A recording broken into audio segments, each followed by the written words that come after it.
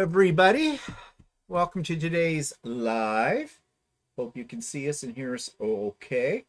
This is too far back. Here, we could use this fabric. It's got lime green in it. Well, that's true. Yeah. Yeah. Okay. Try and get us centered here. That's it. There we go. So, hello, Laura and Glenna and Barb and Gail and Oh, hi, Teresa. Teresa. Oh, I haven't seen you in a while, Teresa.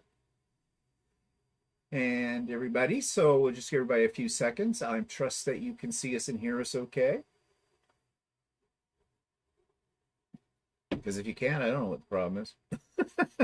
To figure it out. Patsy's here. Hi, Patsy. And we'll get started. And Suzanne is here. And she says she can hear and see both of us, so that's good. Good, good, good. And we'll just give it another couple of seconds, and then we'll get started on whatever. I don't know what we're talking about. I have notes. Oh, yeah, notes. I always have notes, but, you know, I make it Hi, up. Eddie. Oh, Eddie's here. Hi, Eddie. And Laura says she can see and hear us too, so that is good. Okay, well, other people will probably be joining us as we get going here. So we can get started. We'll jump right in and say, what's Walter working on? I still have shirts hanging around that I got to work on. Well, yeah, but you were very industrious this afternoon. Yeah. You fixed the screen door on the patio doors, on the deck doors. It's amazing what a little can of oil will do. Yeah. Have you ever oiled those? I think I oiled them once a long time ago. They've only been there 27 years. Yeah. So Boy, now it's amazing how well they work now. Yeah, really. Because you were saying that when we were over at your sister's place the other day, how nice her screen door was moving. Yeah, I know. Yeah, true. Teresa says, I've been AWOL, had my knee surgery. Then 2 weeks later, my 86-year-old mom had aneurysm surgery. Aneurysm surgery. Ooh. Is she okay? Yeah, and how'd your surgery go? How's your knee surgery? Yeah, and Paula says, hey, yes, I can see and hear you. Don't catch live often, but love it. Well, glad you're here today, Paula. Cheryl's here. Hi, Cheryl from Kansas City. Yes, Eddie, we know you missed last week. And it was Walter's fault. And why was it? I know it was my fault. Why was it your fault? I don't know. Do tell, Eddie, why was it Walter's fault? So Walter oiled up we were over at my sister's for a barbecue on Friday night, and she has got some new doors in her place a while ago. And new sliding glass doors, but she had the ones that have the blinds put in between in the window. Hi, right? Jeannie. And at first I thought, I don't know if that's a good idea because I don't know how long they would last. Wait. You said that. I said that. Yeah, I know that. Yeah, okay, you just take it on yourself. I said, I don't know if I'd want those kind when we get around to replacing the patio doors, because I'm afraid that something might go wrong. What happens if your blinds stop opening and they're between the glass panes? You can't get at them, or something else, or they, go crooked or something like that. Well, in my sister's case, when we were sitting out in her patio, I'm looking at her glass doors and I'm thinking, is that just dust on the window? They were all kind of streaky. And my sister's very particular about her house cleaning and things like that. So I kind of thought, I think this is something else. So I asked her, I said, you having a problem with those new doors? And she says, yes. She says, the blinds are leaving these marks on the inside of the window. So I guess she's calling up or getting a hold of their installation guy or the company she got them from. I don't know. She named somebody. So I don't know. Yeah, it almost looks like there was moisture that got in there.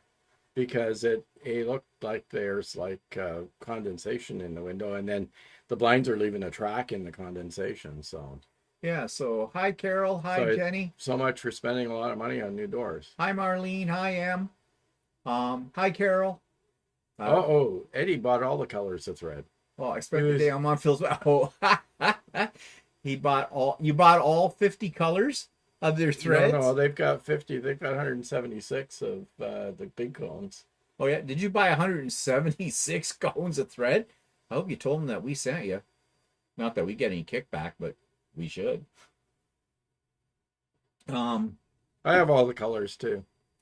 You have all 176? Mm-hmm. I didn't know you had all 176. Yeah, I do, yeah.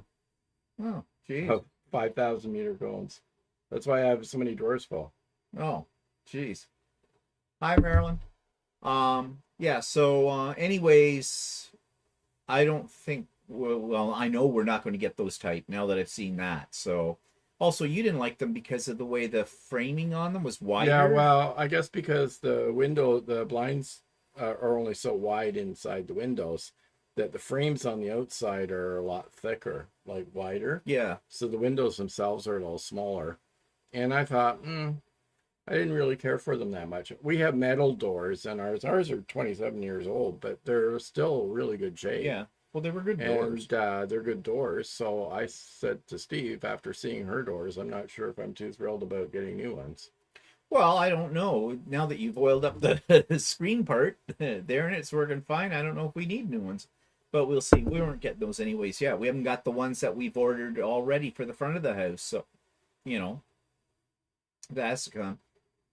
I already have, Eddie. In fact, I did a video review, which they have posted on their channel as well of it. So yeah, Colleen's filling bobbins to sew and listen, and Amy's here. Hi, Amy. So yeah, so that's what Walter's been up to, oiling doors. That and fighting with the squirrels as they eat our tomatoes. So this morning, I look out on the deck, and there's a green tomato sitting on A big green tomato, not cherry tomato, a regular sized tomato. It was green, sitting on the banister of the deck. And I'm thinking, well, Walter must have fallen off the plant because we got some green ones, and he put it up there to ripen or something like that. Then I got a closer look at it, and it's all been chewed up, and everything. That squirrel got at it. So I said to him this morning, that tomato you put out on the banister. He said, I didn't put a tomato out in the banister. And I said, well, who did? So I don't know. And I said, well, it's been chewed on. So we think the squirrel. And that's the second one I've seen. Yep. Because the first one was at the one where it's on the straight part of the banister, right? And the one I saw, a smaller one earlier this week on the kitty corner part of the banister. Oh. And I looked on the ground and I saw it on the ground. So that's the second one they've taken. So the squirrels are having fun. They've discovered the upstairs. It discovered the upstairs garden. Last year they weren't smart enough to figure that out, but they have figured it out this year. So next year we're going to electrify it. Sizzling squirrel, roasting chipmunks on an open fire, kind of a thing. Now I don't think we'll do that, but little buggers. Mm-hmm. And we do have nice peppers, though. We have red peppers. And we've got new green peppers coming on too, so we may have more peppers. So last summer we didn't have any peppers at all, did we? Yeah, well, I only had this year I put bell pepper plants in, and last year I only had like Scotch bonnet peppers and stuff. Oh like yeah, that. yeah, and they were a waste of time. They were a waste of time because the Scotch bonnets weren't hot, and which is weird. And we had these other peppers that were so hot they burnt your mouth off. Yeah. But I was reading something about when you plant those hot peppers next to each other. Yeah. That sometimes some of them will lose their hotness depending on what. Oh, that's kind of weird. Yeah, I know. I don't know. Oh, Dana's here. Hi, Dana. Greetings to all from Rowan's Ravine, Saskatchewan. Camping this weekend. So, how do you have an internet connection? Is there? Well, maybe Wi-Fi. Just on your phone. Well, yeah, I suppose. I guess you got good connection then if you can get through on that. Dana, you do love to camp, don't you? You rough it, girl. Not my idea of a good time. Laura says, yep, squirrels do that to me too. They leave them on the deck railing. So I wrap my potted veggies in landscaping netting. I get it at my local nursery. Yeah, maybe I should have a look for that. Yeah. Well, somebody said putting tulle on them too. Yeah, I don't know about tulle. I know that you can get landscaping netting. That might be worthwhile looking at. I can just imagine with tulle, there'd be squirrels running all around looking like little brides. Yeah. Wearing their hair frolicking in the backyard. Here we go. Yeah, it'd be so cute. Yeah, not. But anyways, yeah, so they're eating us out of house and home. Well, that's what we get for having a forest behind us. All kinds of creatures. Actually, we were sitting out under the deck earlier in the week, And it was around, I don't know, it was getting on to about 10 o'clock or so. And we heard this growling and munching. You have And to understand that at the back of our house, we have a forest, but we also have a fairly high, what do you call it, frost fence back Yeah, there, which yeah. is like a chain link fence. Yeah. So there is some barrier between us and wildlife. Yeah. Oh, welcome, Tracy. And you're from Oshawa. Oh, good to know. Craft a Simple Life. Do you have a YouTube channel, Tracy? If so, let us know. Yeah, so anyways, we heard all this gnashing. Patsy says her idea of roughing it is Holiday Inn with a black and white TV. Oh yeah, I was going to say my idea is a Holiday Inn without room service, but you know, same diff. But yeah, so we heard this gnashing of teeth and this growling and snarling, and then we heard chomping. So somebody was lunch. We're not sure. Maybe it was a bunny that got munched by a coyote. There was something that was being eaten. But it was definitely, yeah. That's when you know it might be time to go in, just in case they're not full. You go, I smell human. Let's go eat them. Kathy's here. Hi, Kathy. So anyways, that was some excitement. So what else did you do this week? Oh, you were out and about all over the place because I was on my course. I went out and bought a new TV for my computer. You bought a 4K TV. I use Steve uses a 1080. I had an old 1080p TV that I was using for. No, it wasn't old. I bought it a long time ago. New that I was using for a monitor for my my computer. And then when I bought the Mac has a 4K output. So I had thought about buying a 4K TV, but when I put my Mac, attached my Mac to my 1080p TV, it was pretty good. Yeah. And I thought, why should I get a 4K one? But anyway, as time went on, I thought about it more, and then last week I thought, I want to give that a try.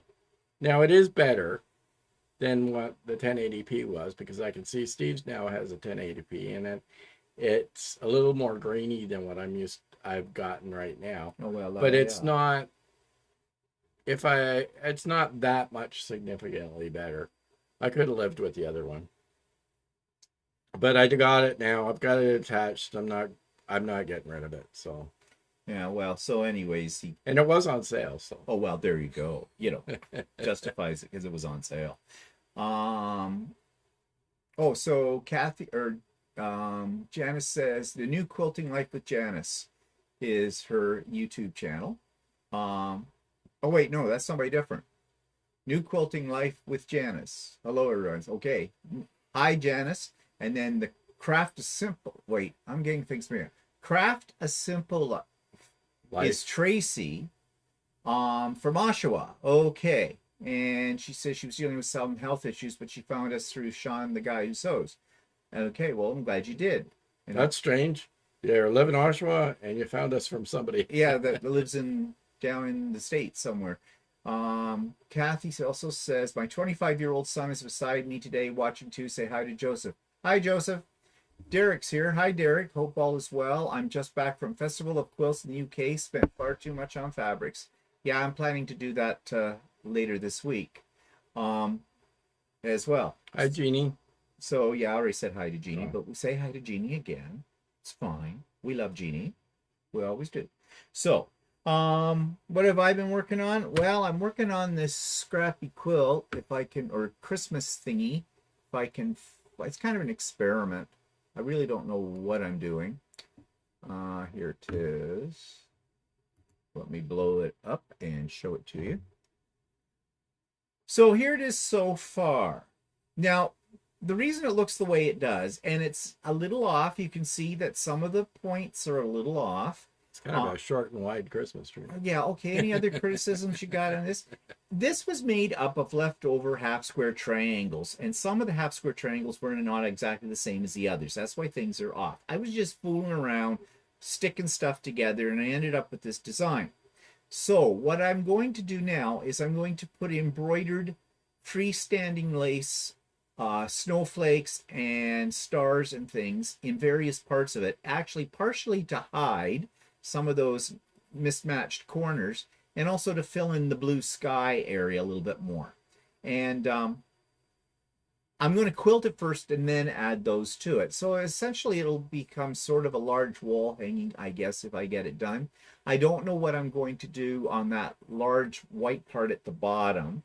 I had thought of putting gnomes. What about Christmas presents? Well, I thought of that too. And I might just do that as well. I don't know. We'll see. But that's one of the projects I've been working on. And, oh no, it's not time for that yet. So let's go back here and get down here where I can see. That's what people are saying. So anyways, that's one of the things I've been working on. And another thing though is, okay, so we went over to my sister's for dinner on Friday night, had a barbecue, and she has brand new furniture. She had redone her entire living room. She has a combo living room, dining room kind of thing. And she redid everything, painted, got new furniture in the whole bit. And she got some, really, it's quite nice, the fabric that's on the furniture. But then she's decided that she'd like to have a table runner for her dining room table that would sort of match the furniture. And I said, well, okay, I'll make you something. So I took a picture of what it looks like, and I can probably show you that picture of her furniture. Let's see. Gotta find it here. It's here somewhere. Just bear with me for a second.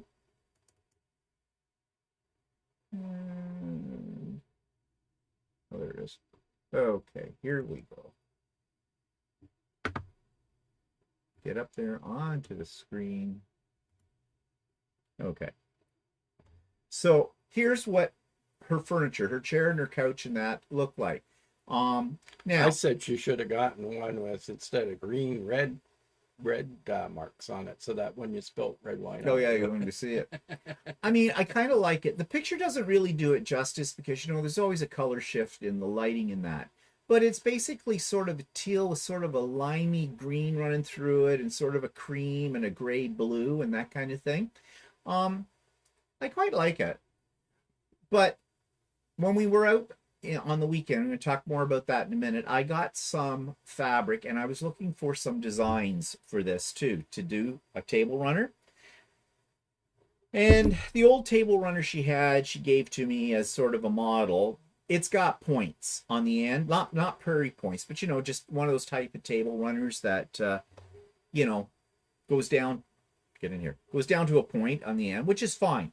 So I was looking up different patterns on various embroidery sites that I go to, and I found some. I'd asked her, I said, well, what kind of style do you want? And I said, do you want something modern looking? And she said, yeah, she thought that would be good. So I sent her 7 different designs. Didn't like any of them. So I found some more. Well, then she decided she maybe should go more traditional. My theory is my sister does not like patchwork. Okay? Because I've offered her a quilt before for their bed or whatever, and no, she would rather not. So, okay. So that's why I also decided that I thought I would do is an in the hoop, because in the hoop it's more embroidery on it, and she does do cross stitching and things like that. So figured that'd be more up her alley. So anyways, I bought this fabric, and I'll show you the fabric here that I picked out for it. Let me see if I can find that picture. That's not it. Fabric selection? Yeah, where is it? At the top, there's fabric selection too.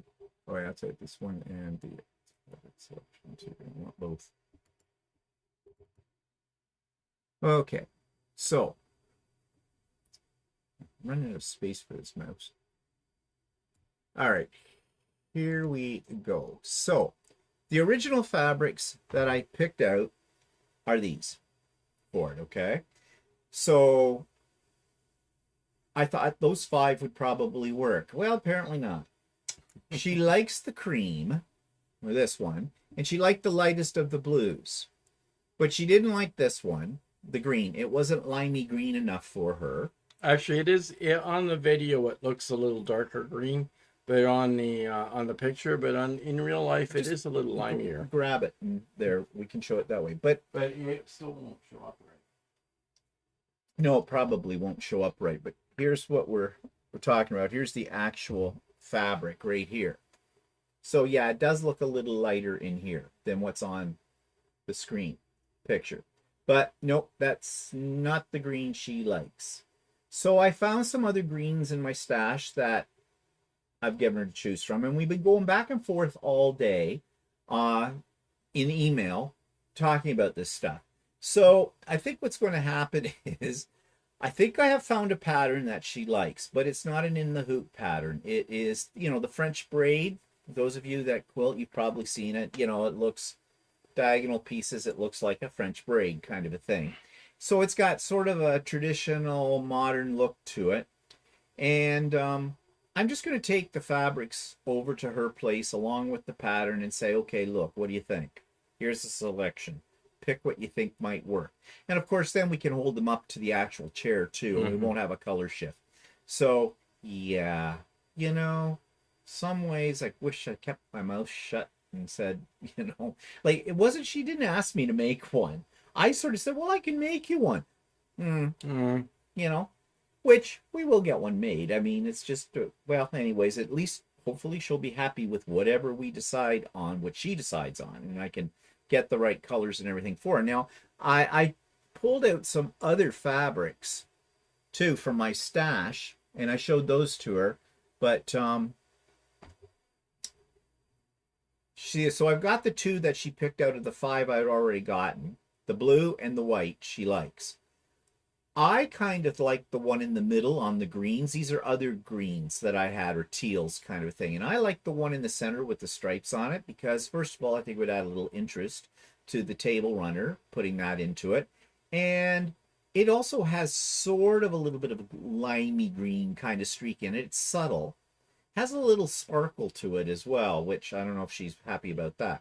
But no, out of those 3 greens, the one she liked the best is the one at the very top, which, yes, will go as well. I don't know. We'll have to wait and see in real life how that all works out. But yeah, anyways, it's hard to tell on a TV monitor as to what it is like, because even like the couple of blues that you showed there, they don't really translate. They don't translate on the screen very well on it either. So yeah, but anyways, we shall see with that. So now, where did I get? What? Anne says, just spread Walter's shirt on the table. Yeah, I know, but I think it's got too much. There's too much yellow in it. Rust and yellow in it. She won't like that. Hi, Anne. Hi, it's a little bit too picky about it matching exactly. Yeah. Right? I think if it just goes with it, it should be okay. But that's my point of view. Yeah. So. And Colleen's here. Hi, Colleen. And Thea's here. Hi, Thea. Just going down the list to make sure I didn't miss anybody. Thea says, you're being really thoughtful. I'm sorry she's not seeming to appreciate it very much. Well, no. She's appreciating it. That's not the problem. The problem is trying to pick exactly the colors, because she really wants the table runner to match the furniture. And that's a woman thing. The exact match all the time kind of a deal. Whereas I'd be happy if it's close. But I'd be happy if it's just, picking up sort of colors. Because, I mean, the table's way over from the chairs. It's not like you're going to take the table runner and match it up next to it. And nobody in your house is going to come in and say, oh, your table runner doesn't match your chairs. Well, maybe there are people that would do that. I don't know. But then I would have them shot. So maybe your sister will pick up the table runner and say, see how much it matches. Well, that might be impressive if you could do that. But we did kind of look into, well, she made the suggestion that she thought if she could get some of the fabric that was on the chairs for this. But it's upholstery fabric, right? And like you'd have to back it with an interfacing because the weave is much wider. And it would, it would fray. It would fray like crazy. And on top of that, you're going to have one heck of a heavy table runner on it all too. But Walter did look up. You looked up the company that made the fabric for her chair, and you said, well, how much did they want for it for a yard? I think it was $69 a yard for, and that's in American funds. and Yeah. it was a yard, which is 36 inches, but it was 53 inches wide. Yeah, well, I'm not even entertaining the thought of No. that because sure, you want a $300 No, well, table what runner? if you had that, then you just cut one piece out. Stick it in the middle. Long enough. Put a couple piece, and put a border around Yeah, that's it. right. And that's it. Yeah. Put it on your serger. Yeah. Done. Instant table runner. Yeah, that's true. Teresa says to play devil's advocate on that chair, I prefer a plainer quilt as the chair pattern is pretty busy. But it's not a quilt I'm making, Teresa. It's a table runner. And it's not going on the chair. It's going on the table. And the table's going to be about 15, 20 feet away from the chair. Yeah. It's not like they're sitting that close to each other. So Laura says, I don't blame your sister being picky. It's going to be in her house, so she has to put up with it. That's true, Laura. Yeah. I said what he should do is get her to go one day to Ultimate Sewing and have her take one of the cushions with her, and then she can pick out her own fabrics. Yeah, true. Yeah. That might be an idea yet. Eat too. Oh, Shirley's here. Hi, Shirley. And Paula says her daughter's the same way. I have to let her pick out fabric for anything she wants. I call her picky. Yeah, well, my mother was the same way. So, you know. And my sister that passed away, she was like that too. Everything had to be exactly. All her furniture had to look. All the wood in her furniture had to be exactly the same. And in fact, one year she bought a new house, and she decided that her furniture had to match the carpeting. Right. And I said, well, that didn't make sense. I said, I would think you would want a contrast between the furniture and the carpeting. But I don't know why ladies get so upset with so she got a gray couch on gray carpeting, and it basically disappeared into the carpeting. Well, I don't know why ladies get so upset about these things matching exactly, because let's face it, they get their hair colored, and you know the old adage, do the curtains match the rug? And so after she got that, she goes, well, she didn't like that. So then she ended up buying a contrasting couch instead, and pretty much giving away the other couch. Yeah, well, your sister was famous for that, though. Yeah. Your sister was famous for going out and being extremely picky. I mean, your sister had really good taste. I mean, I always thought your sister had impeccable taste, but it came at a price. First of all, she had very expensive taste, and then she'd do that. She'd go out and she'd get something, and she'd keep it for about a month and decide, nope, she didn't want it, and she'd just get rid of it. And that house that she put the gray couch in, she had the basement painted, hired a painter and painted the basement a certain color. And then she decided that she didn't like that color after it was done, had them painted again a shade darker, and still didn't like it. So ended up having painted a third color. So yeah. Craft of Simple Life says complementary colors would be where I would lean towards myself, but it's not my table runner. Yeah, and you could do it with complementary colors as well with it. You're still playing with shades though, because those colors are, because the green is not a green, the blue is not a blue, the gray is not a gray, the white is not a white or a cream. They're all that, you'd be sitting there with your color wheel out in 1,000 swatches. It's a table runner, for God's sakes. Really. But whatever. I said I'd make her one, I'm going to make her one. Anne says it's a woman's thing. Solid color will work best. It can always be easily changed. Yeah, you see, I hate solids. I do not use solids in my quilting at all. I'll be honest, and this will sound kind of insulting, but quite frankly, if all you do is work with solids, you're lazy. You don't like a challenge with it. That's the way I feel about it. I'm sorry. I do. I've seen some beautiful quilts made with solids, but I just figure you're going to spend that kind of money on fabric. Let's go with the prints. Yeah, I know solids tend to be a little less expensive. I mean, solids have their place. I use some solids in, part of what I'm quilting, but look at my shirt. Look at our shirts. Do we look like solid boys? I don't think so. Yeah, Laura says, not me. People come into my house and think I'm friggin' colorblind. Barb says the curtains never match the rug. Laura says, not me. People coming in my place and must think I'm a friggin' colorblind. I just like lots of color and patterns. Life is too short. Go colorful. Well, you want to know something about color. There is all kinds of courses people can take online. There's all kinds of YouTube videos about color and color theory and all that kind of thing. And my thoughts are this. If you like it, use it. Also, if you take a look out in nature, does nature's colors coordinate? Yes, they do. But what colors are in nature? All of them. Like, I mean, you can go to what do you call it, a garden, and if there's like wildflowers growing or whatever, if they have orange flowers and pink flowers and red flowers and yellow flowers and green flowers or whatever, they all look good together. Yeah. So, you know, this whole thing about getting uptight about, you know, color theory and the whole bit. I know that there are some people, especially people that just have gotten into quilting, are petrified. They say they hate picking out fabric because they never know what colors to use because they're afraid they'll make the wrong choice.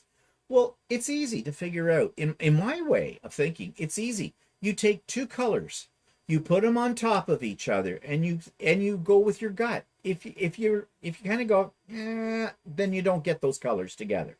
Okay? If you look and go, oh, that's kind of nice, then you do it. And of course, it's not going to appeal to everybody. But like somebody said here, you know, if it's your house, actually, I have do what you want.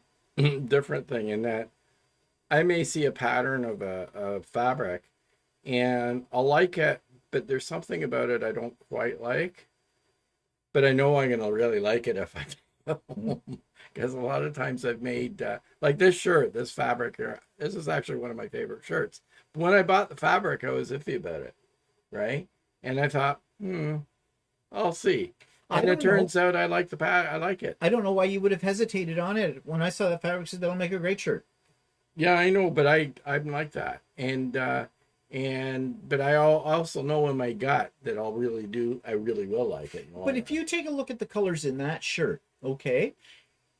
If you were to pick those colors out individually because you were going to make something with those colors, would you necessarily immediately reach for those and say, oh, I got to have that shade? Yeah, I know, because if you look at my shirt, it's got like lime green in it, different shades of green in it. It's got different shades of blue in it. It's got rust and yellow in it and orange. And I would never have picked those colors together. No, but somebody did. Yeah. And they made the fabric. And you have the same thing. You've got oranges and blues and yellows. Yeah. Well, yellows and orange and blue always go together. But there's a limey green in this too. Hey, there's some green there. So but what I'm saying is I think sometimes people get so uptight looking for the perfect color combination, and I don't think there is such a thing as the perfect color combination. Colors appeal to our emotions.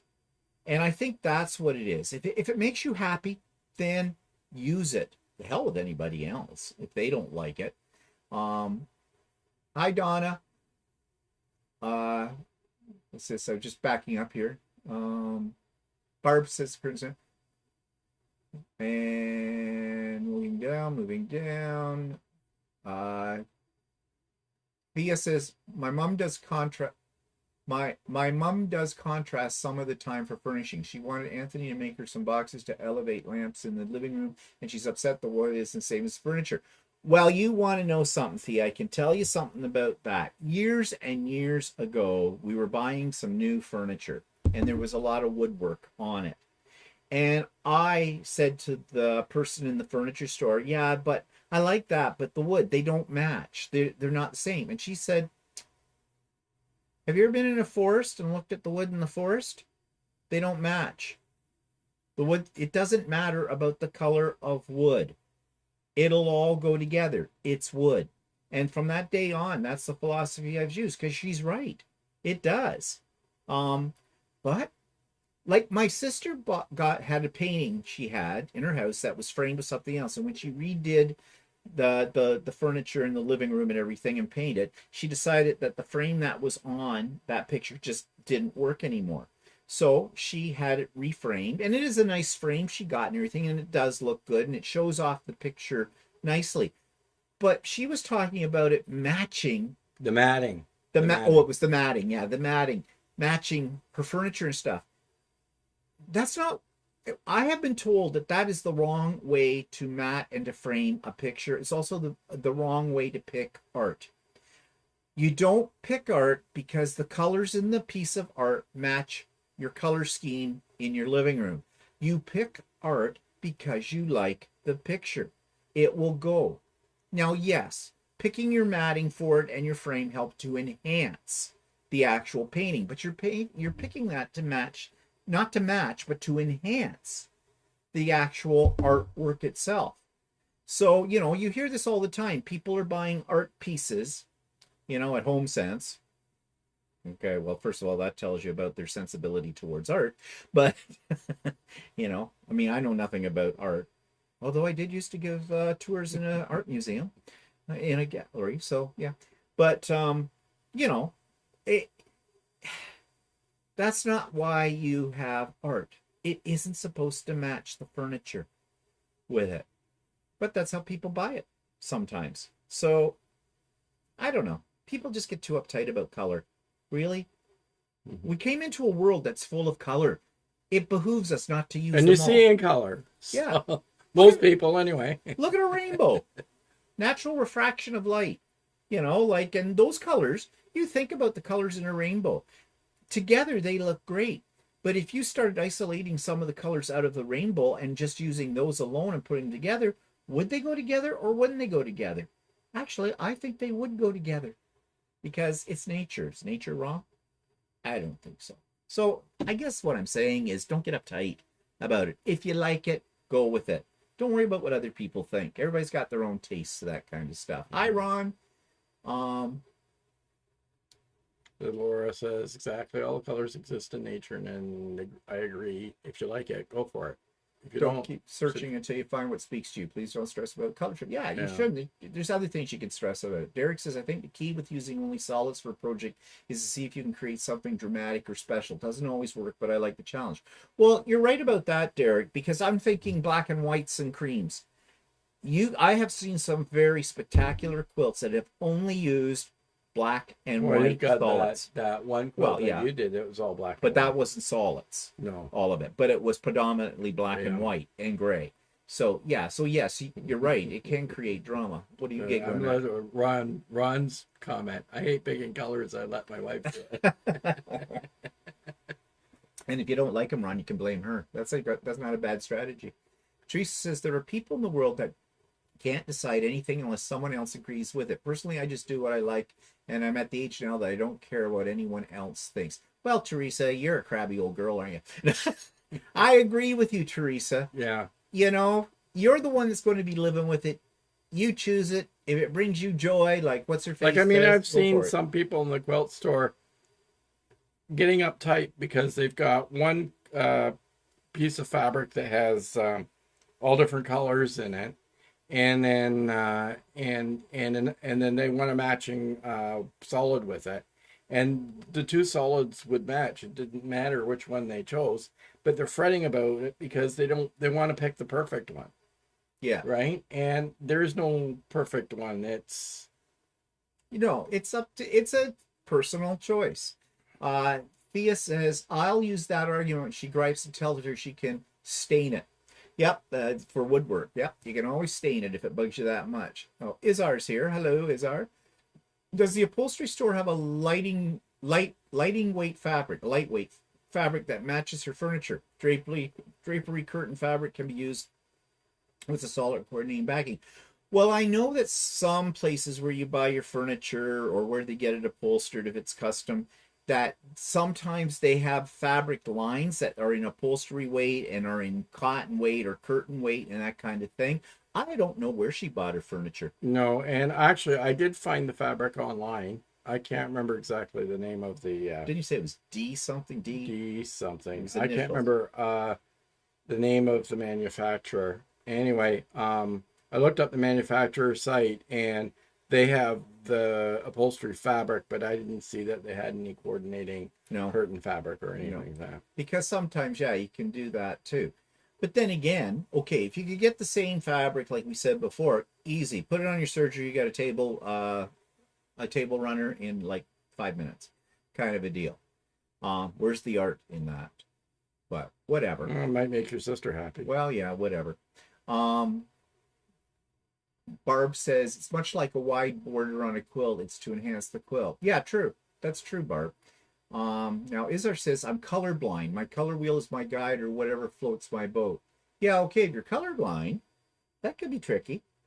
Now, speaking of figuring out colors, another thing about colors that I've been listening to lately, they're talking about the shades, right? And how, if you're a quilter, the rule of thumb's been, you separate your colors out by lights, mediums, and darks. But you have some fabrics that you're not sure. Is it a dark? Is it a light? Well, this is an old method. You can look through a piece of red cellophane or red glass, and you look at your fabric through that. The two fabrics you're debating on, like which one's the lighter or the darker of the two. You hold this on, and you can see, because I guess it somehow transforms the color into more of a shade, so it'll come out and look like, you can do that. Well, when we were at, which I'm going to talk about, when we were at the fabric store where I bought the fabrics I showed you earlier for my sister's table runner, I found one of those. Apparently they're not that easy to get, and I haven't used it yet, but I thought it'd be handy. They had one there in the store. It wasn't that expensive. I just picked one up. It's just a piece of red plexiglass, basically, small piece. Now, you can also do this by taking a black and white photo with your phone of your fabrics laid out, and you can see the shades like that way in the volume, as they call it. But I don't get that uptight on most quilts I make, whether they're light, medium, and dark. Some people do. They follow that sacredly. Again, I go by gut. It looks good to me. That's where I'm going with it. Well, it's Teresa's birthday today. Oh, Teresa's birthday? Happy birthday. Happy birthday. How old are you? Feeling old today anyways. It's my birthday. Oh, come on, Teresa. How many times have you been 29?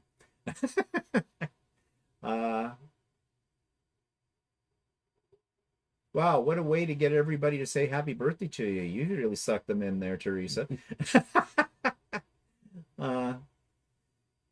Yeah, Barb, you can take a black and white picture of the fabrics. Yep. And I've done that, actually, on a few occasions, too. But I saw this, thought I'd get it. Or you can take a color picture of it and remove the color in an editing program. Yeah, but your phone can go black and white. Yeah, I know, but you can take a color picture and then just remove the color. Yeah, but then it's more work. If you've got your phone, you just bang on the black and white setting. If you happen to have the color picture anyway, you can just... I'd give it up. Jesus, you're a little shithead today, aren't you? Yeah. Just being a little shit disturber. I'm always a shit. Teresa says more than twice 29. Trolling for joy. There's an interesting expression. Trolling for joy. Not heard that one before. But anyway, so talking about this fabric and everything. So we went to a little town northeast of us. It's the town I was born in, actually, where all my family come from, called Campbellford. Any of you that are in Ontario, well, one person in here, anyways, it's in Oshawa, will know who we're talking about, maybe. But of course, I'm telling you, I've been having this problem getting the footstones on my mother and father's plot, put in the right place. It's only been in the wrong place for 8 years, and then I didn't know that until we went up and And your sister discovered that. Yeah, it was my sister noticed that, of course. Quite frankly, I probably would have just not bothered. I would have just left the footstone where it was. It's in the vicinity, kind of a thing. But my sister said, and I thought, okay, I'll make everybody happy. I'll get the stone moved. Figuring this was not going to be a major job. Apparently it was. Well, mostly in time. I started this process in April. I got an email earlier this week saying it was done along with the bill for it. And they sent me a picture. The picture, now, the lady who sent me the pictures says the picture's not very good. You're right. It's a picture of the footstone. It's not a picture of the footstone in relation to the rest of the plot. And this is a family plot. It has my great-grandparents in it. It has my grandparents in it.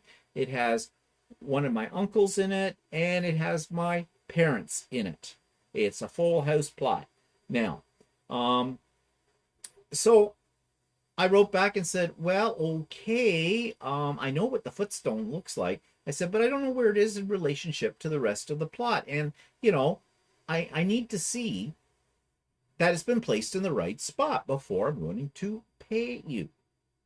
And I said, so I will be going up there to check that out. I said, but I may not get up there for a bit. Of course, we went up this weekend, so it's only a couple of days after. We went up yesterday, yeah, with it. In the meantime, she did send me back a nice email. She says, yeah, she says, I know, that's why she says I mentioned the picture's not very good. She says, now we're going to be up in there again in October, so I can get them to take a picture then and send it to you. Well, I said, okay. She says, but if you get there before us, then, you know, whatever. Well, we did. So this morning I sent them the payment, said everything is fine, it's in the right spot and whatnot. So then we went there and we had passed on the way to the cemetery. It's actually an old church that they have converted into a restaurant. Now, this is a very small town. It only has about 3,300 people in it. It's only ever had 3,300 people in it. It's never changed because people move out of there. Because there's nothing to do there. No, I was talking to a lady at my course who knew the area, and she said, yeah, it's a very nice little town, but she says it's boring as hell. There's nothing to do. And that's right. That's why people are born there, but they leave very quickly. As soon as they can walk, they're gone. But we saw this nice little restaurant, had a nice patio and everything, so we thought we'd stop and have lunch. And we got there just before the noon hour rush, I guess, because this place was popular. And a lot of people had reservations, so we were lucky we got a table. So we went there, and it was right on, Campbellford is right on the Trent River. Trent River is part of the Trent-Severn Canal system that runs from pretty much one end of Ontario almost to the other end. Well, it runs into Lake Ontario, so I don't think it goes beyond Welland. Oh, does it go beyond? No, it must, because that's why the Welland Canal's there, to get people over. Well, you go to Lake Ontario, and then you can go through the Welland Canal, right? Yeah, but the Welland Canal is part of the Trent-Severn Canal system, yeah. Anyways, it's a big canal system, and Campbellford is located right on it. In fact, the town is split in half. There's 2 banks to the town on either side of the Trent River. I remember my parents used to talking about the people on the other side of the river. That was always supposed to be. Imagine those people on the other side of the river used to go, oh, yeah, talked about where my parents grew up. Oh, they're on the other side of the river. You know, that kind of expression, you know, wrong side of the tracks kind of a thing. So anyways, we had lunch there. It was nice. But the owner, well, we think he's the owner, the chef anyways, he came out, an older gentleman, and he was being very apologetic. Well, Walter ordered the Montreal smoked meat sandwich because he loves Montreal smoked meat. To me, it's the same as corned beef. I like it, but so I ordered the corned beef. But I was told the corned beef, they were out of. Well, I said fine, I'll just have the Montreal smoked meat. That's fine, because to me, I really can't tell a heck of a lot of difference between the two. Although Walter did explain to me what the difference, and it's what? It's got more spices in it, and it's smoked, whereas corned beef isn't smoked. Okay, what's corned beef? Pickled? It's pickled. It's salt beef or whatever. Okay, so anyways. Then the chef came out and he said, okay, he had to apologize. It might be a little bit delayed. We said we weren't in any rush. He just took it out of the oven and he had to carve it yet. And he said it might not look really nice in the carving. Well, a lot of people slice it on a slicer, right? But he was hand carving it. Yeah. And I said, I don't care what it looks like as long as it tastes all right. So we had a beer. We had that. And actually we had 2 beers. That was kind of nice sitting out there. But people were coming in. And some of them were bringing their dogs. One couple brought in 2 golden retrievers, nice looking dogs, but golden retrievers always are. And another one had something else. They were... It was Cocker Spaniel. Yeah, well, they were nicely behaved dogs. They weren't a problem or anything. It's just, I always wondered about people bringing dogs, unless they're seeing eye dogs or therapy dogs or security dogs or something, into like a restaurant. Now, we were sitting outside, but didn't seem to bother anybody else, so it didn't bother us. I didn't care. It's okay. Pooch is there. Just a little unusual. Anyways, we had a nice lunch there, and then we went off to the fabric store. But I did do a very short little video to show you what I'm talking about here. Teresa says the Trent-Severn goes from Eastern Lake, Ontario to Georgian Bay. Oh, okay. That's it. Something like that. But... Yep, dogs at a restaurant. Armando from South Texas. Hello, Armando. Just before I find this video, says There's a green color blocker too. Most color reduction kits will sell both colors. It helps if someone doesn't know which category of color blindness they fall into. Oh, I suppose that's true. Yeah, I never thought of that. So anyways, now where did I put this video? To find it here. Bear with me. And it'll be right down in here. There it is. And pull it up. And I got the wrong thing.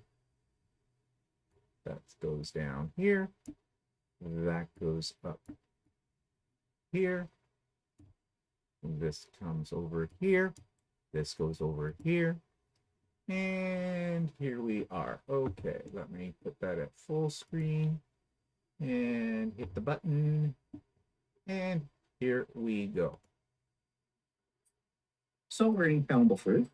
We came down to check out the family plot to make sure the footstones are in the right spot, and they are. We're having lunch here on this little quaint patio. This used to be an old church. You can't tell from down here. But you can see the patio and everything. And it's located right on the Trent River, which is, this is part of the Trent Severn Canal system that runs through a good portion of Ontario that connects up various areas of Ontario to the Great Lakes. And I have pictures. I'm just taking my picture. You know, I got a picture of your phone. Oh, for the face. I didn't realize you were taking a Thank you video. very much. And my grandparents live right up there on the hillside of the river. You can't see it on top of a hill. We're not down far enough that you can see it. Oh, they lived there? Yeah. Your grandparents lived there? I even buy the house before. Yeah, I thought they were dead. Oh, they're so funny. Yeah, they are dead. Want to meet them? But I used to sound very famous. So. oh. So apparently, we're having the Montreal smoked meat sandwiches, and the chef just came out to tell us that he's just taking it out of the oven, and he's about to slice it by hand, and he says it won't look perfect, but I don't care. It's fine to me. I'm sure it'll be great. And then later, we're going to the fabric store. That's lovely downtown Campbellford. Maybe I can take some shots of that when we get there. So I forgot to take pictures inside the quilt store when we were in there, but I do have some pictures to show you what the outside looks like, and there's one picture in the corner showing you sort of the inside. It's a small little store, but they have a really great selection of fabrics, and the prices were really, really good as well. And they don't have a website, though. You can't order from them online. So basically, you have to go there to get it, I guess. You might be able to call them up and ask them about what they have. And they do have a Facebook page as well, but I'm not sure how that all works. But anyways, it was a nice little store.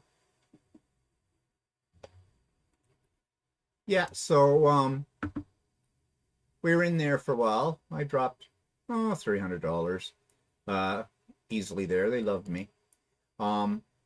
And I can also show you what we bought there, because I have a thing with that on it. Oh, there it is.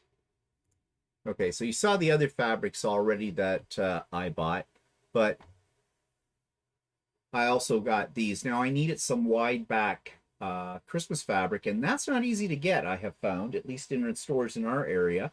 So I happened to ask the lady there, I said, by any chance, do you have any wide back Christmas fabric? And she says, I think we have one. And that was the one with the poinsettias on it. So I said, sure, give me 3 meters of that, please. And also they had some of this gnome fabric. Now I have a little piece of this that I got. I think I ordered it online when I was ordering from someplace out west, and they had like a fat quarter. So I got 2 meters of that. I don't know what I'll do with it, but it's gnomes for every month kind of a deal. So I nailed some of that while I was there too. So yeah, that was the beginning of our extravaganza for buying fabric, because that's going to happen next week. But you notice that video piece that I showed you. You may have noticed that the sound wasn't as great on it. The reason being is they had a soundtrack playing in the background. And you know what happens on YouTube? If you put up a video that has a piece of music on it that's longer than 10 seconds, even when it's in the background, doesn't seem very loud to you, they demonetize you. You get this big warning. So on Final Cut on the Mac, I have the ability to enhance the voice, make that the foreground, and if you set it high enough, it'll eliminate the background music, but it also distorts the voice a little bit. So it's the best I could do. Now there's another way I can get around sound when I'm out, and I just bought something for that. And I'll show you what I bought. Next weekend, we are going to Quilting to interview Zach. Zach is the owner. It's a family-owned business. You've heard me talk about Quilting before. It is a family-owned business, and I had approached Zach back a month or so ago and said, what do you think of the idea that I come and I interview you and we do a store tour so I can put it on my YouTube channel? And he was all gung-ho for that, but we needed to coordinate a time for it. Well, we've coordinated it. We're going to do it this coming Saturday after the store closes, and they have very short hours on Saturdays. They close at 1 o'clock in the afternoon. And we've been finding a lot of quilt stores lately have been closing at 3 o'clock in the afternoon on Saturdays, which is kind of... I always find it's kind of weird because like quilt stores are open during the week on, you take, for instance, Ultimate Sewing, they're open from 10 till 5. And then they're open on Saturday from 10 till 3. If somebody's working a normal 5-day type work week, that gives it a little bit of short time for people to get to the store to buy anything. And I've heard some people say, that are my garment class and that want quilting cotton, they'll go, well, that's great, but I get busy on Saturdays as well, and I may not be able to get over there on the Saturday before they close. So they lose out on business for people that work normal hours. Yeah. I mean, it's easy for us. We're retired. We can go in anytime, but other people that aren't working, but people that work, sometimes it's difficult to get to these stores and buy fabric. Yeah, well, that's the thing. I would think that they're cutting out their sales a Yeah. little bit. But then again, it is a hardened fact. Basically, it's older people who are quilters, and in a lot of cases, those older people are not working. So maybe they figure they must sit down and figure it out, and go, well, okay, we're twiddling our thumbs from 3 o'clock until 5 o'clock or 6 o'clock on a Saturday afternoon. It's not really worth paying employees for that time or keeping the doors open for them. So I don't know, but I can see like 3 o'clock, even 3 o'clock's a bit short, I think, but 1 o'clock. Yeah. But anyways, I mean, from 10 till 1, that doesn't give you a lot of time. No. But they are going to be closed at 1 o'clock, and that's when Zach thought it'd be better, which I think too it will be too, because I feel a little self-conscious doing video when there's actual customers in the store. You try not to get them in the video, but they're you're interfering with their shopping and everything like that. So yeah, so we'll see. But just before I get to what the little toy is that I bought for this occasion, Andy's here. Hi, Andy. Andy says, I took my boxer to an outdoor ice cream place. People scattered until they saw how well she was and how she responded to pets. Well, I can see a boxer being a little scary for some people, yeah. But boxers never bothered me. No. It's pit bulls that I would be a little bit more uptight about. Yeah. Well, yeah, and like Jeannie says, your boxer's beautiful as well behaved. Yeah, it's a little cutie because we've seen him on the videos before too, yeah. Laura says, lovely historic building. The fabric store's in. Beautiful spot for lunch. Yeah, the whole of Campbellford's historic. Some people say hysterical, but whatever. But yeah, it's all like that. There aren't really too many new houses. Not really. Well, no one stays. No. They move out, my family all did. What a quaint little shop, Iser says. Reminds me of the one in Kimberly, Idaho. These little places seem to be the best treasures. Actually, the shop is deceiving because it's not wide, but it's very deep. It goes quite a ways down. Yeah. Bye, Kathy. Maybe their business is busier in the winter season. Maybe, but they're still closed then. So, at that time. So, I don't know. Actually, Ultimate Sewing used to be open on Saturdays until about 5 Yeah. for the longest time. Then COVID hit and she reduced the hours. Then, of course, COVID, the whole bit, right? But she's never put them back. Well, yeah. So, whatever. Minute. So, anyways, I did buy a microphone system, a wireless microphone system, and get that out of the way so I can show you this here. I took a chance. The reviews on this were pretty good. It wasn't extremely expensive. I got it on Amazon. Of course I got it on Amazon. And there's 2 microphones. They're wireless and they're lavalier microphones. So, you know, you just attach them to your clothing. They have this cute little rechargeable box, sort of like your iPad or iPods or whatever for your phone, you know, a little case for that. And there's a little piece that plugs in. You can see it up here in the picture right there. A little piece that plugs into the end of your phone. And it's supposed to work up to 65 feet away. But the reason there's 2 microphones is 2 people can be talking using the one connection. And that's one reason why I got it, because I thought it'd be perfect for, you know, live sort of on-site interviews. So I tested them out when I got them, and they seem to work really well. Plus they have 3 levels of noise reduction, like background noise, and that seems to work really well too.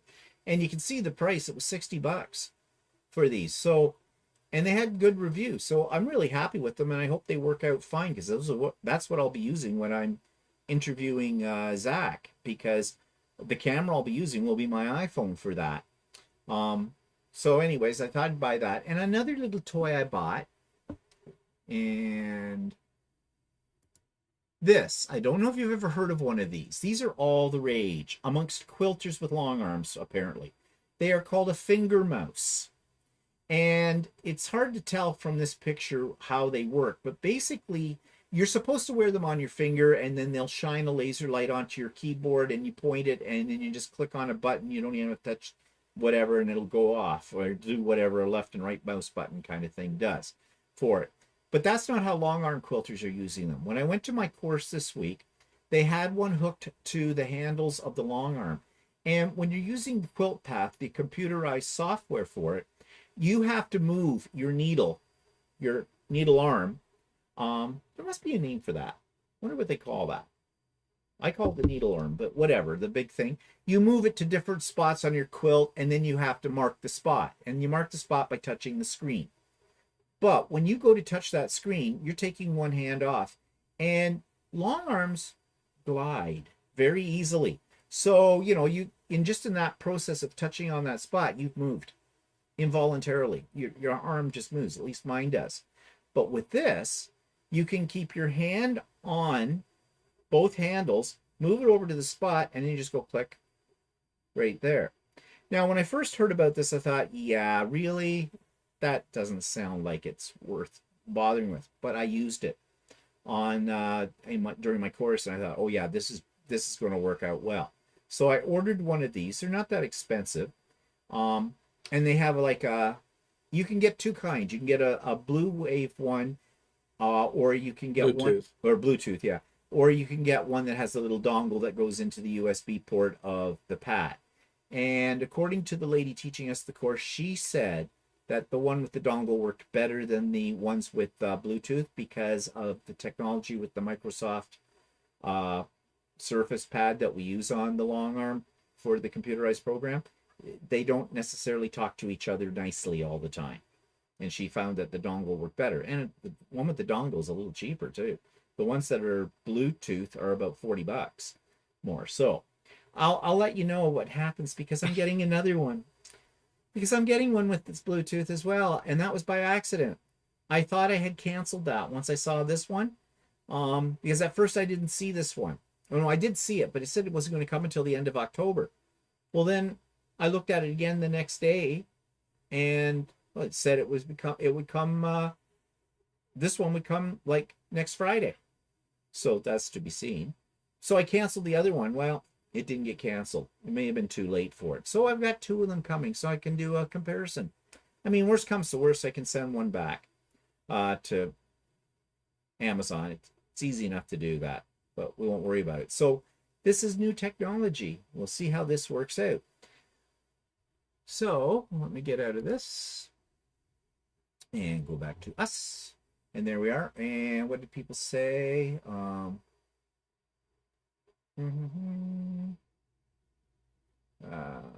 Shop series. M says I'm looking forward to the shop series. Yep. And Adam's here. Hi, Adam. I have the miniature. Yeah, your miniature boxer. He's a cute little guy too. Well, I don't mind a dog in a restaurant, like outside, if you know they're well behaved. Those dogs were. You didn't even know they were there. Yeah, they laid down. They just laid down, and well behaved dogs. And I don't have a problem with that whatsoever. I know some people might. I don't have a fear of dogs. Well, they were either. outdoor. Like, Yeah, they were outdoors. Might be a little bit more inside. complicated inside. Yeah. But anyways, so speaking of what's coming up, well, Tuesday and Wednesday of next week we'll be in London, Ontario, and I'll be shopping till I drop. I intend to drop a bundle. I've got myself prepared for that. I'm going in. I'm rebuilding my stash. Like I need to not. But, there's always something you don't have. Like even today, I'm looking through my stash to find colors for my sister. I'm going, I don't have those. So anyways, we're going to hit a lot of fabric stores while we're there. At least that's the plan. And I'm hoping that I'll be able to take some video. My problem is also I get into the store and I get busy looking at the fabric and picking all that, and I forget to take video. And I think I will take the microphone system with me too, because actually, if you were doing the video while I'm looking at certain things, I could be talking and it'll pick it up better. And then it's not like I'm holding the camera and talking. And if there's other customers in the store and things that, might be less evasive or intrusive. Intrusive? Is that a word? Well, whatever, disturbing them. So yeah, I'll have that to show at some point when we come back. So it's just some place to go to. Yeah, it's just to be away for a couple of days and not have to deal with flights or anything like that. We just drive somewhere. It's nice to get away for a couple of days. Yeah. And be in a slightly different environment. And then just a mini holiday. A mini holiday sort of a thing, yeah. But in fact, at the course I was on, I'm going to talk a little bit about the course in a second here, how that went. There was a lady at the course. She latched right onto me. She was from Port Lambton. Very nice lady. But when she heard we were going to London, the first thing she asked is, well, where are you staying? And so I told her where we were staying. She goes, oh, she says, watch your wallet. Well, that was nice. But then she I don't said, know. We've been to London, England before. We've been everywhere before. Any place you go, you gotta watch your wallet. You don't take causes. But the way she said it was like, I said, are we staying in the wrong side of town or what? She says, well, no. Well, she says, I guess she says it could be that way any place you go to. But she says, you can come and stay with us. Now, she's not from London. She's from Port Lambton. I'm not sure how far Port Lambton is from London, but Port Lambton's on Lake Huron. Mm-hmm. And her house, she showed me pictures. Her house is right on the lake. I mean, she does have a beautiful spot. There's no two ways about it. She says, we've got a spare room downstairs. She showed me pictures of it. It looked lovely. And the whole bit, you can come and stay with us. I don't know her. I had just met her the day before. So, very nice, but no. I don't know. Maybe this is what they do. All I know is that they suck in poor elderly men and kill them. I don't know. Sell their body parts or organs for something. You wake up in the middle of the night and find your liver gone. You end up in the freezer. I know, right? yeah. Whatever. Dinner for the week, winter. I mean, yeah, that was a little strange. And I didn't even have an opportunity to say to her, no. I was trying to be really polite and go, oh, well, I'm not sure what our schedule's like. We're only going for 2 nights. We're going to be really busy going around. She just kept going on about it. So I just think she was just one of those kind of people, Maybe very, she's very nice. pretty bored of her husband, so. Maybe. I don't know. Well, I mean, it was nice of her to offer, but I'm a stranger. Stranger danger. She doesn't know anything about us. We could be axe murderers. Oops. Did I say that out loud? I didn't mean to. Oops, what's for dinner? Something we've chopped up. Do we enjoy chopped salad? Yep. But anyways, so Yeah, we're not staying in Port Lambton, to say the least. Okay, so let's talk about the course I took. The expensive 3-day, $600 plus course, that intensive on Quilt Path, the computerized software for the long arm. Okay. The lady who taught it is very, very nice and very, very, very knowledgeable about the program. She knew everything there was to know and then some. And there was so much information, it was information overload. But she had a manual that she had written, about a 200-page manual, which is something when you spend $14,000 on a computerized program, you would think would come with it. No. You got absolutely nothing beyond a manual that told you how to hook it up, but nothing about how the program worked. Nothing. There is an online help menu, isn't there? Well, I thought there was. She told us when we had our surface pads there with the program on it, because that's what we used most of the time in simulation mode. We weren't hooked up to a long arm, although we did go to the long arms because it was at a long arm shop at Whirls and Swirls, Tracy's shop. And we did go on to the long arm to try a few things. But she told us there's 2 little boxes on the side of the screen for this program that say videos and tutorials. She said, yeah, don't bother, those don't work. She says, I'm trying to get them to remove that. And I thought it was me. I thought, oh, I haven't installed it properly. No, they don't work. Now, I was able to download a few instructional videos, but they're not very. And are a lot clear. of them with the previous version? Yeah, they're with the previous version. And this version of it, they made a major overhaul and did all kinds of different things to it. Another reason why I took the course. Now on YouTube, the lady who's was teaching this course, Angela, she does have a whole bunch of YouTubes on it. It's called Threadwaggle, I think. And they're pretty good. I've watched those. But it's still not like, being there in person with an instructor. She talks, and she warned us of this. She says she talks very fast. Oh my God. Fast. And she's got her computer, her tablet, hooked up to a wireless projector, and we're watching the stuff on screen. And she, before we even can see where her arrow's going and what she's clicking on, she's already into something, and we're looking at it going, how did we get there? And of course, we're trying to follow her, right? Using our tablets as well with it. So you took your eyes away from the screen for a second, looked at yours. Next time she was on something completely different. It was just very fast. Mind you, if you stopped her and you said, okay, how did you do that? She didn't have any problem going over it again, and she did. But by the end of 3 days, I had information overload. My head was spinning. After the first day, my head was spinning. And I'm so glad I have a manual now, because I will never remember half of the stuff that she taught us. But in the back of my mind, I know I'll say one day, well, are you going to live? Yeah. Well, fine. Too bad. I know that I'll think, oh, I wonder if I can do that. Do we have something in the course about that? So I'll be able to, better able to narrow it down where I can find the information and do that. It is a very powerful program. The only criticism I had was that sometimes the instructor went off on a bit of a tangent. And I did mention this to Tracy as well. Yes, it was a criticism. Wasn't that more the first day? Yeah. Because Tracy asked me during the lunch break, she said, so how's things going for you? And I went, well, fine. I mean, Angela's great. She knows so much. It's just information overload. But the one thing I don't really like is she tells us these little stories, and they go way off on a tangent to the point where there is no point for the story anymore. And they take a long time? 45 minutes or so into it on a few of them. That was the first day.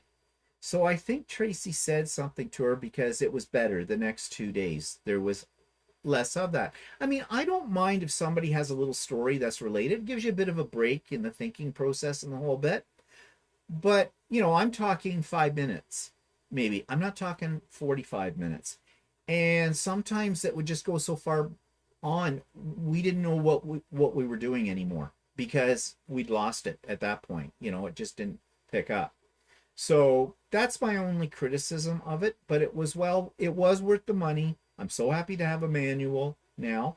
And as I said, this lady, she knows it like the back of her hand. She has Didn't spent she also years with it. say that she had like a Facebook group or something? Yeah, she that does. You could go on and ask her Yep. questions. She said, and we have the connection to the Facebook group, and she said, any questions, anytime, whenever, go right in there. She says, I'll get right back to you. She even gave her phone number. If you want to call her, she's in the States. She came up from the States. She said, just give me a call. Doesn't matter what time of the day or the night. So, you know, you can't find better Yeah, accommodation. so try than that. Call her at 4:00 in the morning. Yeah, see, hi. I'm sitting here on my thing. Yeah, let's see. You said anytime. Well, I wouldn't do that. But, you know, but yeah, so was it worth my effort? Yes, it was worth my effort. I learned a lot of stuff that I didn't know that program does. And yeah. So now I have to start playing with it more. So what are people saying there?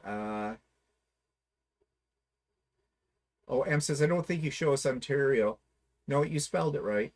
Canada, besides outside the window. When I do the what's outside my window on my vlogs every week. Yeah, well. Ontario's pretty boring. Yeah. Well, I guess we can do a little bit of a road trip. Yeah, we can. Well, when we're on our way, I'll try and remember to shoot some video as we're on our way to the London area and that kind of thing. So I will try to remember to do that.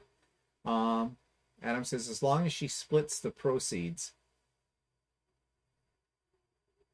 I've lost the thread on that one. Arsenic and old lace. Lost the thread on that one. You know, there was a show, something about arsenic and old lace, and they were poisoning their... Oh, yeah. Right. Yes. New Quilting Life with Janice says, I would not stay with her either. Serial killer. Yeah, I don't think she was, but anyways. It just very, Adam says, overly friendly, worries you sometimes. But maybe she's just bored. Maybe. I doubt there's a lot to do there. Yeah, maybe not. Oh, hi, Judy. Anne says, Port Lambton is like an hour and a half to 2 hours away from London. It's north of Wallaceburg and south of Sarnia. Did she want a ride from you? She wanted a ride from you? No, I don't think so. No. She, yeah, I don't know. I think her husband came with her down, and he was there for the 3 days as well. He wasn't at the course, but I think he was out seeing the sights of Oshawa, maybe. Or I think he might have been golfing too. I don't know. Can't remember if exact. I think she said he was a golfer. So we do have golf courses in this area. So, everything is within 2 hours of London. Yeah, Teresa says. Okay. Did you do a So Chatty on Friday, Barb asks? No, we did not, Barb. Friday, I did not get home until almost 5 o'clock from the course. And that's when we usually do it. We usually do it around 2 o'clock in the afternoon, and then I compile it and get it up on YouTube. But then at 5:30, we're supposed to be over at my sister's for dinner. So no So Chatty this past week. So we'll make up for it next week. Probably do a lot of discussion about what we found in the London area as far as fabric is concerned. Maybe do a little show and tell then as well. Well, not maybe, we will. So that'll be next Friday. Yeah. So what else? Anne says, true. And she says that she's in Windsor, which is 2 hours from London. Yeah. Well, too, this lady was also saying, you know, and if you want to go over to the States, you're really close to Sarnia and you could just hop over. Yeah. Well, we're 2 hours away from the border. From the border here. Yeah. So, yeah, Niagara. So, yeah. She was just being really nice. You know, that was the thing. She was a sweetheart. A lot of the ladies, actually, I was a little worried about being the only man in amongst this group. Well, first of all, I was told there was going to be 12 people. There were 18. The space was cramped. It was very small to get around in. When lunchtime came and everybody, like my chair, like people kept running into my chair. I mean, there was no room. There was really no room. And there would have been more room if there'd only been the 12, but they packed in 18 for it. And I also thought, oh God, there's going to be people. There was one lady who, before I got to the course, she had written on the website. They set up a special Facebook page for, they call it the Oshawa Camp for Quilt Path. And this one lady said, yay, my Quilt Path program and all just arrived today, just in time. That was 12 hours before we were starting the course. And she was coming for. And then another lady said, yeah, she hadn't upgraded yet to version 5. She was still using version 4. She hoped there weren't a lot of new changes. Yes, there were quite a few. In fact, version 5 works a lot different than 4, doesn't it? Yes, it does, from what I know of it. So I thought, oh my God, here we go. And then when we first got into the course, they were installing the program onto a couple of the tablets for the ladies, and it was taking forever because one lady had not updated her tablet in a long time. She was still on Windows 10, and it had to be updated to Windows 11. And you know how long one of those kind of updates take, like half a day, and yes, it was. And Angela and Tracy were working on that while Angela was teaching us at the same time with it all. But Angela has an IT background and extensive in that too, so she kind of, I guess, can do these things all the time, you know. But I thought, oh, here we go. People are going to, you know how you get into a course and people don't, you're trying to learn something new and then people don't know the basics, like how to run their computer, kind of a deal. And I thought, oh, here we go. And this is just going to drive. No, that didn't happen. Also, the ladies were lovely in this group. There was no bitching. There was no griping, okay, about things, you know. They were attentive to the instructor. They weren't trying to talk over her. Like, and I'm sorry if that sounds sexist, but that's what I have found every time I've been the only man in a group full of ladies in a course. That's what's happening. No, not with this group. They were a really nice group of ladies. And a lot of them own long arm businesses. In fact, they said to me, so, what's your business called? And I said, I don't have a business. What, you don't long arm as a business? I said, no. Well, who do you long arm for? Me. I said, I'm not good enough to long arm for anybody else, for one thing. And second of all, I said to her, quite frankly, I wouldn't be able to, I would lose all my customers the first day if I had any. I said, because they'd come in and say they want this, they want that, and they want this, and they want this color, and they want this over here, and they want that up there. And I'd say, no. Computer says no. No, not happening, not doing it. Here are your choices, this or that. Love it or leave it. So, no. My customer service would not be where the customer's always right. And then I heard the horror stories. Oh, the horror stories of these women were sharing about their long arm business. One lady hired the person who was doing the long arming. She'd gone over the particulars. They picked the thread, they picked the pattern, and she told her how much it was going to cost. Now her price range was, it was $30 an hour of her time, and the woman said that was fine. Well, the pattern she picked was very, very involved in some other things in with this. I don't know what else, but it was using up a lot of time. So when the lady had gotten up to about $300, the long armor, she stopped. She called the customer and said, I'm at $300 right now. Do you want me to continue? Or do you want to come and pick up the quilt now and you finish it your way? Whatever. Well, I guess the customer almost lost her mind on this one.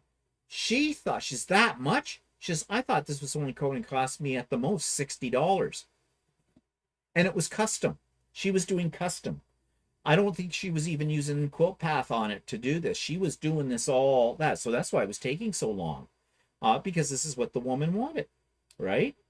And then other customers come in and they have a quilt that's not even squared up, but like it's not out by an eighth or even a quarter of an inch. It's out by like, well, one woman said she put the quilt on the frame. This corner up here was that much higher than the corner down here, and she did everything she possibly could to try and put it straight. But no matter how you sliced it, it was coming out a diagonal, and that's not good with that. Another lady said she didn't know what fabric this woman had used, but it was shredding. The needle would go through, and it was just shredding. And she said she had all this thread out of it. She had seams coming apart, the whole bit. And the fabric was, she had no idea where she got the fabric, but it was the cheapest thing she'd ever seen. And another one was saying, oh yeah, don't you love it when a seam opens up because they haven't sewn their seams properly. And then you have to fix it. And I said, let me guess. And this seam opens up in the dead center of the quilt, doesn't it, when it's on the thing? And she goes, yep, every time. And I said, ask me how I know, because I put some of my own quilts on there where that has happened. So, you know, but it's my quilt. You know, it's not somebody else's that you have to fix. So, yeah, after I heard all those stories, I looked at them. We were a few years ago, we were at Tracy's, and she was doing a custom quilt. And remember, all the seams were starting to open up on that quilt, too? Yeah, that's true. So, you know, if anything, if I even had an inkling of ever someday starting this as a business, no, hearing those stories, no, not happening at all with that. So, yeah, Laura says these women should have been explaining to their customers how much, giving them an estimate of how much money that. Yeah, and that's something I don't know. Whether they were or not. I would assume as a business person you would. Like one lady told me she charges by the inch, and that kind of thing. That one that said it was by the hour, well, I don't know if she did. She may have done maybe this. she did that. Maybe she was new to it, and Maybe. she hadn't figured that out yet. I don't know. But, I mean, I would think that if you're going to charge by the hour, you would... Well, first of all, you'd have to have a lot of experience, and you'd look at the quilt and you'd examine it and everything and say, yeah, this is probably going to cost a minimum, or give them a minimum price. Minimum price for this is going to be $300. And if the person box, I say, no, this is going to take me a long time to do it, barring that nothing happens to your quilt when it's sitting here on the thing. If a seam opens up, that's going to be extra time for it. So I imagine it's kind of very difficult. Because you don't want to price yourself out of the job, but then again, I just can't see where the fun is. You know? Like, it's supposed to be fun. You're doing this for fun. If you're doing it for money, for a business, I don't think it's fun anymore. I don't know, especially if everybody's bitching at you. Yeah, Teresa says sometimes a quilter just needs to refuse an order. Yeah. Yeah. But you got to be the kind of person who can say no. And sometimes people can't say no. So, but yeah, that's their problem. Hi, Margaret. Hi, Maria. Or Marie. Marie's. I know a girl by Maria. That's West Side Story. Laura says all these were not explained. Oh, yeah. Jenny says, if you want to hear horror stories about sewing, talk to someone who does repair work. They'll tell you they bring them filthy, disgusting items to be repaired. Ew. Ew. Hi, I have this set of underwear. Would you mind? Oh. Oh. Good marks. Oh, gross. You had to go there. Everybody was probably thinking that, but you just took that extra little step, didn't you? And you went right there. Yeah. Oh, yeah. Yeah, I'm not going to sing it, Murray. Nice try with it. But yeah, it was overall, I enjoyed the course. And I'll let you know a little secret. Tracy had this, she was excited. She had just got them in the store. They're a loop. And basically, you know, when you need to tie off your threads on the back of your quilt, and you sort of use one of those needles that, you know, self-threader they call them. I've never had much luck with them. The thread comes out, but whatever. And you go under through the layers and you pull it through and pop the tie part through the back of the quilt, and then you don't see any of the tails on it. And she has this little looper thing she says works better. And it's, you know, it's basically a needle with a long loop of like thread or plastic on it. And you just put your thread through that and it goes right through and supposed to work dandy. So I did buy one of those to have, but my secret is I don't pull my threads through. I just trim off the little threads. And most of the time, if I'm doing edge to edge, I run off onto the batting. So all of those ends get cut off. Anyway, so I don't have it. But I know it's not the right way to do it. But I don't care. It works for me. And it's your quilt. And it's my quilt. Yeah. So, but I did buy one of those devices just in case someday I might have to do that. So, I'm all about the toys. Yeah, so anyways. Yeah, so that was the week. Yeah. I don't know what you did, slept. Oiled the door. That's always good. Bought yourself a new monitor, TV monitor slash. I did buy some extra stuff at the grocery store too. I Oh, went to Costco, remember, and I bought that stuff that I didn't have to make dinner for you. oh, yeah, that's right. I didn't think you got that at Costco. Yeah, I did. Oh, did you get that at Yeah. Costco? Actually, that wasn't bad. Really. Which reminds me, what are we having for dinner tonight? I don't know. It's our favorite meal. I don't know. So I think it's time for us to go. Sorry for those of you that just joined us, but you come late. That's the ball game. You can watch it on the replay. But anyways, I hope everybody has a good week. And yeah, we'll see you next week and tell you all about our London experience. I wish it was London, England, but it's not. So have a good one. Yep. Bye, everybody. Bye-bye.